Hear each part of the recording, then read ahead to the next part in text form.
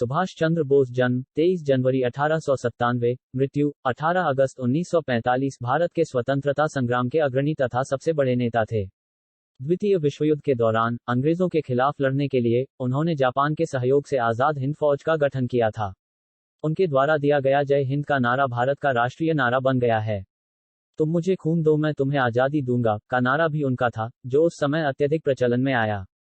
भारतवासी उन्हें नेताजी के नाम से संबोधित करते हैं। जन्म 23 जनवरी 1897, कटक, बंगाल प्रेसिडेंसी का ओडिशा डिवीजन, ब्रिटिश भारत। राष्ट्रीयता भारतीय। शिक्षा बीए ऑनर्स। शिक्षा प्राप्त की कलकत्ता विश्वविद्यालय। पदवी अध्यक्ष भारतीय राष्ट्रीय कांग्रेस 1908 सुप्रीम कमांडर आजाद हिंद फौज। प्रसिद्धि कारण भारतीय स्वतंत्रता संग्राम के अग्रणी सेनानी तथा सबसे बड़े नेता। राजनैतिक पार्टी भारतीय राष्ट्रीय कांग्रेस 1921 से 1940। फॉरवर्ड ब्लॉक 1939 से 1940। जीवन साथी एमिली शेंकल 1937 में विवाह, किंतु जनता को 1953 में पता चला। बच्चे अनिता बोस फाफ। संबंधी शरद चंद्र बोस भाई शिशिर कुमार बोस भतीजा। कुछ इतिहासकारों का मानना है कि जब नेताजी ने जापान और जर्मनी से सहायता लेने का प्रयास किया था, तो ब्रिटिश सरकार ने अपने गुप्तचरों को 1941 में उन्हें खत्म करने का आदेश दिया था। नेताजी ने 5 जुलाई 1943 को सिंगापुर के टाउन हॉल के सामने सुप्रीम कमांडर के रूप में सेना को संबोधित करते हुए दिल्ली चलो का नारा दिया और जापानी सेना के साथ मिलकर ब्रिटिश व कॉमनवेल्थ सेना से बर्मा सहित इम्फाल और कोहिमा में एक साथ जमकर मोर्चा लिया। 21 अक्टूबर 1943 को सुभाष बोस ने आजाद हिंद फौज के सर्वोच्च सेनापति की हैसियत से स्वतंत्र भारत की अस्थायी सरकार बनाई, जिसे जर्मनी, जापान, फिलीपींस, कोरिया, चीन, इटली, मांचुको और आयरलैंड सहित 11 देशों की सरकारों ने मान्यता दी थी। जापान ने अंडमान व निकोबार द्वीप इस अस्थायी सरकार को दे दिए। सुभाष उन द्वीपों में गए और उनका नया नामकरण किया। 1944 को आजाद हिंद फौज ने अंग्रेजों पर दोबारा आक्रमण किया और कुछ भारतीय प्रदेशों को अंग्रेजों से मुक्त भी करा लिया। कोहिमा का युद्ध 4 अप्रैल 1944 से 22 जून 1944 तक लड़ा गया एक भयंकर युद्ध था। इस युद्ध में जापानी सेना को पीछे हटना पड़ा था और यही एक महत्वपूर्ण मोड़ सिद्ध हुआ।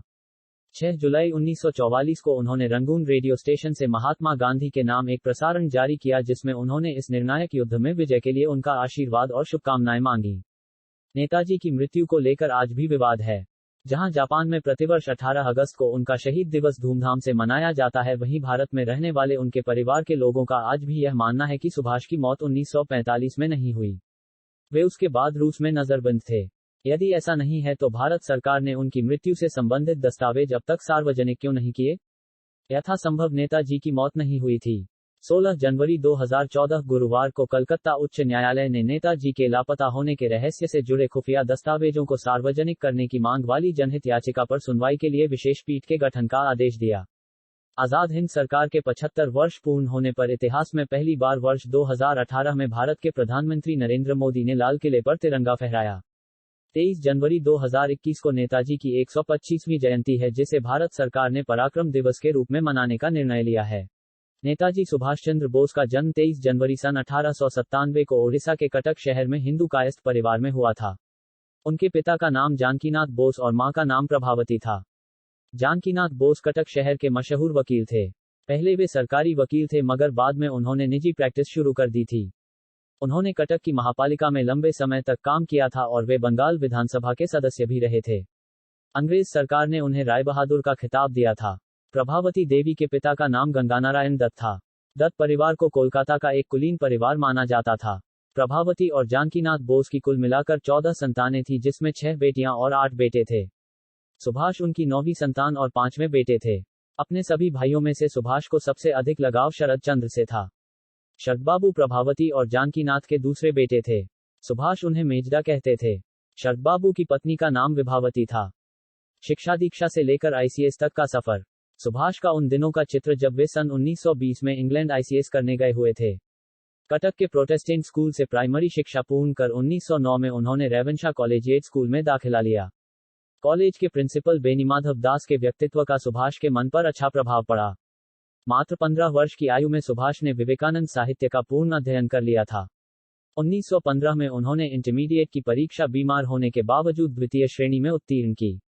1916 में जब वे दर्शन शास्त्र ऑनर्स में बीए के छात्र थे, किसी बात पर प्रेसिडेंसी कॉलेज के अध्यापकों और छात्रों के बीच झगड़ा हो गया। सुभाष ने छात्रों का नेतृत्व संभाला, जिसके कारण उन्हें प्रेसिडेंसी कॉलेज से 1 साल के लिए निकाल दिया गया और परीक्षा देने पर प्रतिबंध भी लगा दिया। 49वीं बंगाल रेजिमेंट में भर्ती के लिए उन्होंने परीक्षा दी, किंतु आंखें खराब होने के कारण उन्हें सेना के लिए अयोग्य घोषित कर दिया गया। किसी प्रकार स्कॉटिश चर्च कॉलेज में उन्होंने प्रवेश तो ले लिया, किंतु मन सेना में ही जाने को कह रहा था। खाली समय का उपयोग करने के लिए उन्होंने टेरिटोरियल आर्मी की परीक्षा दी और फोर्ट विलियम सेनाले में रेंगरूट के रूप में प्रवेश पा गए। फिर ख्याल आया कि कहीं इंटरमीडिएट की तरह बीए में भी कम नंबर न आ जाएं। सुभाष ने खूब मन लगाकर पढ़ाई की और 1919 में बीए ऑनर्स की परीक्षा प्रथम श्रेणी में उत्तीर्ण की। कलकत्ता विश्वविद्यालय में उनका दूसरा स्थान था। स्वतंत्रता संग्राम में प्रवेश और कार्य। कोलकाता के स्वतंत्रता सेनानी देशबंधु चित्तरंजन दास के कार्य से प्रेरित होकर सुभाष दासबाबू के साथ काम करना चाहते थे। इंग्लैंड से उन्होंने दासबाबू को खत लिखकर उनके साथ काम करने की इच्छा प्रकट की। रविंद्रनाथ ठाकुर की सलाह के अनुसार भारत वापस आने पर वे सर्वप्रथम मुंबई गए और महात्मा गांधी से मिले। मुंबई में गांधी मणिभवन में निवास करते थे। वहां 20 जुलाई 1921 को गांधी और सुभाष के बीच पहली मुलाकात हुई। गांधी ने उन्हें कोलकाता जाकर दासबाबू के साथ काम करने की सलाह दी। इसके बाद सुभाष कोलकाता आकर दासबाबू से मिले। उन दिनों गांधी ने अंग्रेज सरकार के खिलाफ असहयोग आंदोलन चला रखा था। दासबाबू इस आंदोलन का बंगाल में नेतृत्व कर रहे थे। उनके साथ सुभाष इस आंदोलन में सहभागी हो गए। गांधी द्वारा 5 फरवरी 1922 को चौरी चौरा घटना के बाद असहयोग आंदोलन बंद कर दिया गया, जिसके कारण 1922 में दासबाबू ने कांग्रेस के अंतर्गत स्वराज पार्टी की स्थापना की। विधानसभा के अंदर से अंग्रेज सरकार का विरोध करने के लिए कोलकाता महापालिका का चुनाव स्वराज पार्टी ने लड़कर जीता और दासबाबू कोलकाता के महापौर मेयर बन गए। उन्होंने सुभाष को महापालिका का प्रमुख कार्यकारी अधिकारी बनाया। सुभाष ने अपने कार्यकाल में कोलकाता महापालिका का पूरा ढांचा और काम करने का तरीका ही बदल डाला। कोलकाता में सभी रास्तों के अंग्रेजी नाम बदलकर उन्हें भारतीय नाम दिए गए। स्वतंत्रता संग्राम में प्राण न्यौछावर करने वालों के परिवारजनों को महापालिका में नौकरी मिलने लगी। बहुत जल्द ही सुभाष देश के एक महत्वपूर्ण युवा नेता बन गए।